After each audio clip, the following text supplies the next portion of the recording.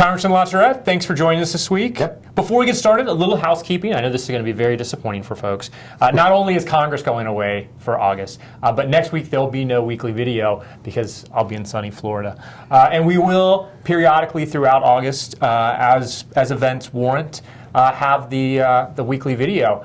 But enough about housekeeping. Let's get to what's actually happening here in Washington. Yep. First off, the transportation bill. It's something that you and I have talked about on here, it feels like, for years. I know it hasn't been that long, but a long time. Talk to us about what's happening.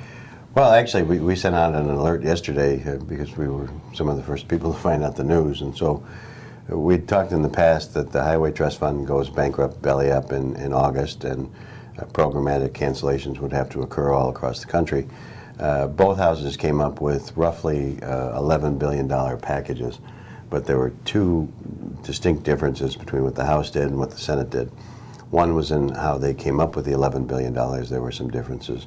And then two, the democratically controlled Senate wanted the extension only to go until the lame duck after the election, because if, in fact, the Republicans were to gain control in the next Congress, they wanted to still be in the majority to write that portion of the bill. The House took that $11 billion and extended the highway programs until May of next year.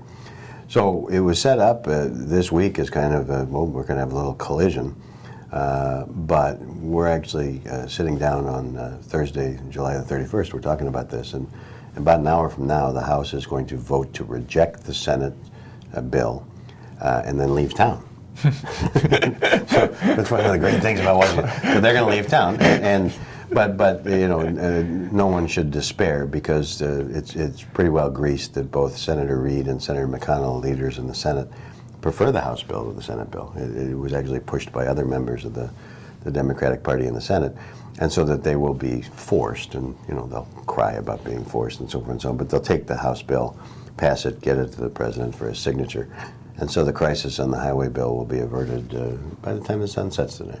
Excellent. This is some good news we got here. Yep. Well, now on to some not as good news.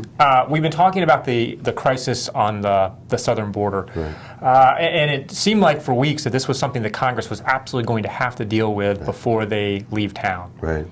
It looks like the House may do something, the Senate may do something, but we're not going to get a fix before they leave. Yeah, I don't think so. And so the Senate has produced a bill, or at least is talking about producing a bill that's about $2.7 billion for the border. The president's asked for $3.7 billion. The House bill is in the neighborhood of $650 million, if I remember right, but makes some changes to current immigration law and provides for the expedited deportation of folks who aren't supposed to be here lawfully. Now that's a non-starter with some members of the Democratic Party and certainly some folks in the Senate. And then sort of just to complicate things, Senator Reid, the leader in the Senate, has said, oh, well, if the House is actually going to move a product, we might as well attach our entire comprehensive immigration reform bill that we passed earlier this year. Well, I mean, in the technical legislative parlance, that's known as a lead sinker. I mean, that is designed to take this baby right to the bottom, and so it's not a serious attempt to legislate. The only hope is that even though both houses are leaving here this week, the hope is that if there's enough pressure, you could still come back for a day or do something by unanimous consent to get the skinnied up version and get the resources to the folks on the border to help deal with the problem. But you're right, it's not good news. Well, something that the House did do this week is unprecedented.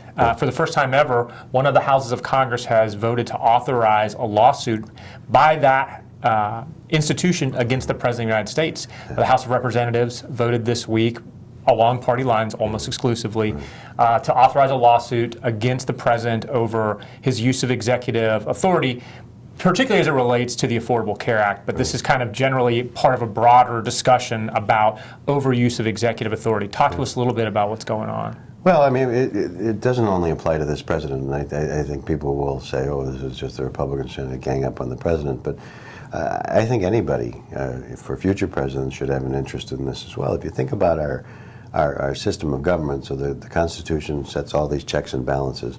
So the Congress passes a law. If the executive, be it Republican or Democrat, doesn't choose to enforce the law, What's the Congress supposed to do about it? And the answer is, in my mind, and I think in a lot of legal scholars here that have looked at this issue, is, well, you go to the courts, the third branch of government, to determine whether or not the president has done the right or the wrong thing. And we've already seen this Supreme Court opine on a couple of things that President Obama's done. For instance, his alleged recess appointments to the National Labor Relations Board. They said he exceeded his authority. And so it's exactly that. I think that's the appropriate venue for it to be. Now, the great thing about Washington is both parties now, the Democrats really want to catch a Republican in a YouTube moment saying impeachment. I was just about to ask you about impeachment. Because then they can send out these blast facts fundraising. Oh my God, the Republicans are coming after. Which they've done. They raised over $1 million in one day, Yes. $3 million in a few days, talking about impeachment. Yeah, and to be fair, you have some very conservative Republicans that are raising money saying we should impeach him. But the speaker's made it clear that there isn't going to be any impeachment. I was here for the impeachment of President Clinton in the 90s. It's not pretty. And it's something that really should only be undertaken, and really, there's a reason that it's only happened a couple times in our history. And I don't see the facts presenting it. But likewise, I think that the Democrats squealing about, and calling it a political stunt to file a lawsuit against the president, that seems to me to be the measured approach. Like, so we got a problem. We think you're not enforcing the Affordable Care Act or whatever, or you're overreaching.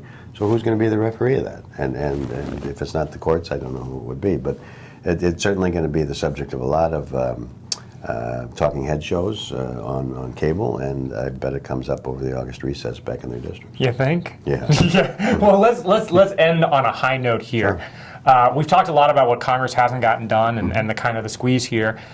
In a rare kind of bipartisan fashion, we've got a VA reform bill, flew through the House, passed 420 to 5. I don't know anything that can pass in the House by 420 to 5. Yeah. Talk to us about this and why is this important? Well, both parties obviously want to do right by the veterans of this country, and when you had the mess of people potentially dying because they were on waiting lists and not getting into VA clinics and so on and so on, that it did in fact capture the imaginations of both parties and the White House, and you really had the proof that this is really a bipartisan attempt and effort. Is you have Jeff Miller, very conservative Republican from Florida, led the House effort, and Bernie Sanders of Vermont, who's an independent, but he really says he's a socialist, very liberal, progressive senator from Vermont. It was the lead Democrat over in the Senate, and the fact that they were able to cobble together this bill, I think is the epitome of bipartisanship and setting aside differences to move forward legislation. So there's a whole host of things in the bill that I think are going to be good for veterans, not only increased spending. There are some reforms to put better handles on, who gets an appointment, who doesn't get an appointment. And there's also some triggers. There are some triggers in the bill that if a veteran can't get in within a certain amount of days, he or she is then able to access something outside the VA health system. So it's good for, it's good for the veterans. It's good for the Congress to do something in a bipartisan fashion. And as we close, I just, as you look over that, I'm not wearing a tie because we're about to go on August recess. And what you may hear in the background are jet engines revving up and jet fumes filling Washington, D.C. And people are, it's amazing what happens when the jet fumes sort of infiltrate the United States Congress. Sometimes people get stuff done. Yeah, well, we're glad that we could end on a positive note. We so rarely have these moments of bipartisan kumbaya here in D.C. So it's a good way to head off into the August recess. That's right. Congressman LaTourette, thanks for joining us. Have a good August.